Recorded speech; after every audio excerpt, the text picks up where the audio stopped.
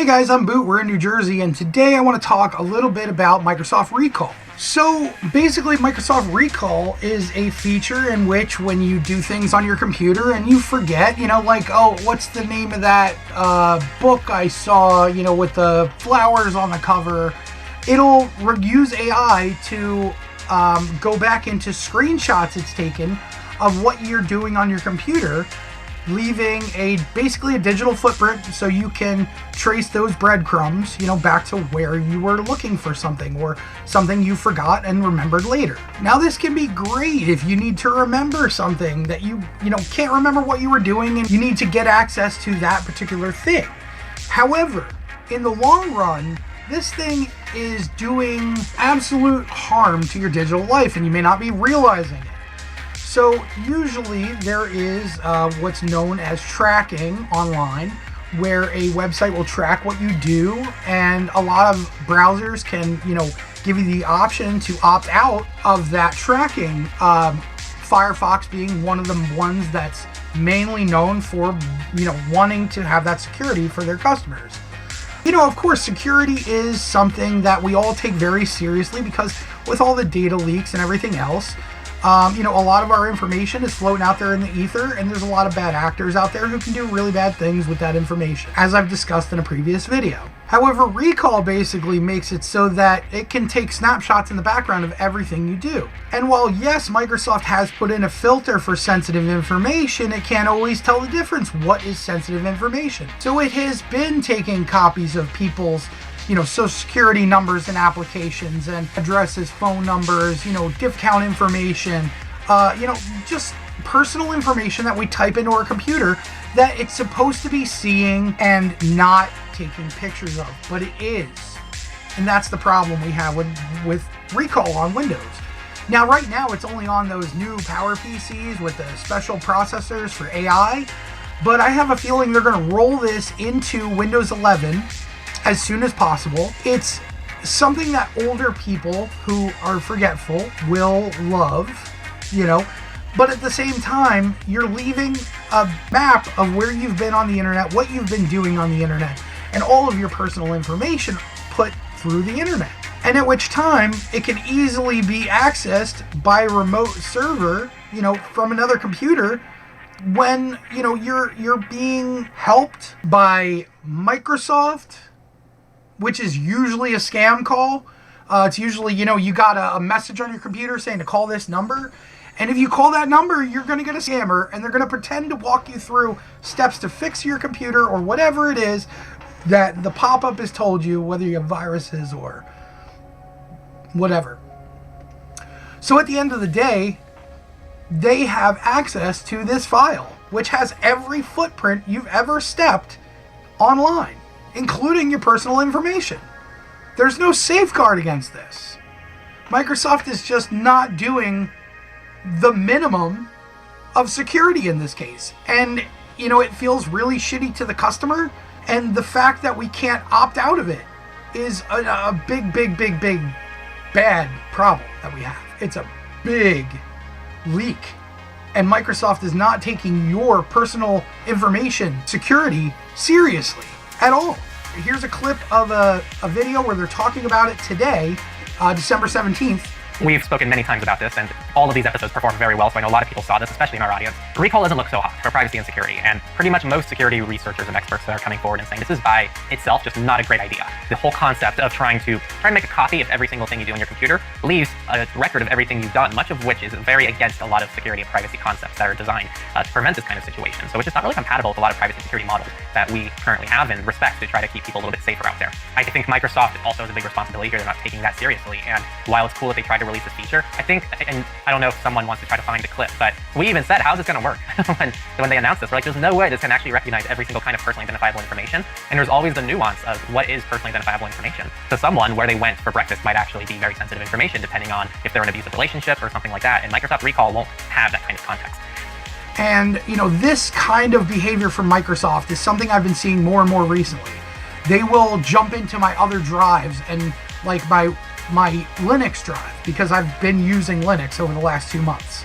I decided that Microsoft was being really crappy, and this recall feature was pushed out to me twice, in which case I had to go in and delete it, remove it from the registry, which it takes knowledge beyond my capacity, let alone, some of your capacity. And most people are not super computer savvy, as big of a group as we are, computer nerds, as I would call us, nerds assemble. We're just not at that level that normal people are that don't understand this stuff, and we understand it and we can barely mitigate it. We can barely mitigate it for ourselves, let alone try to explain to people who are less tech savvy how to do these things. And so my easy change up was, I've always believed in Linux. I always wanted to, use Linux, but it seemed scary.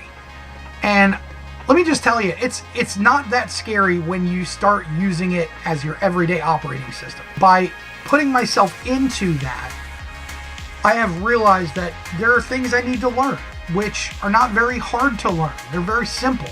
There are some things that are a little bit scary, but there are ways that you can figure out what it is for yourself before you do it, so that you don't have to be so afraid of it. There are tons of tutorials online, tons of posts online. Reddit is a great help.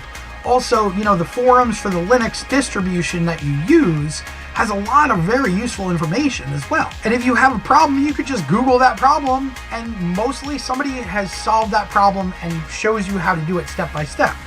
And using commands, and if you're not familiar with the commands, there are manuals on that computer for every command that you have to type in.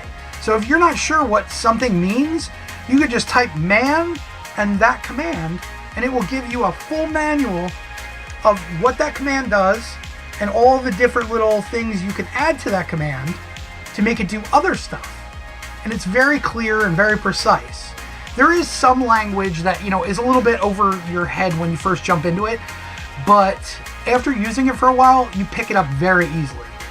For the everyday user, it's so easy.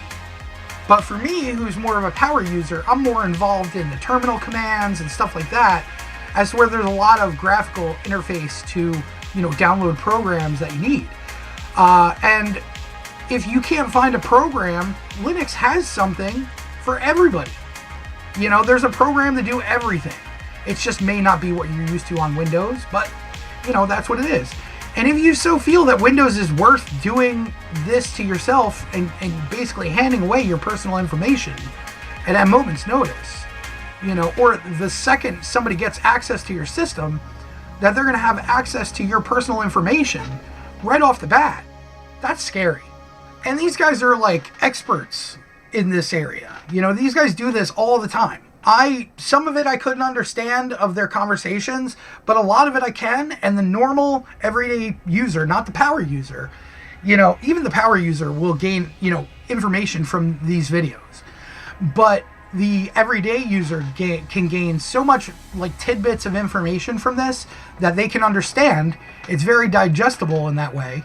And I think, people really need to focus more on their security of their life, what's going on in the world, how easy it is to gain access to you at any moment, because we're just telling everybody where we are by broadcasting it on our phones, on our computers, whatever device it is. It usually broadcasts a signal of where you are and what you're doing to somebody, and then they take that information and they use it.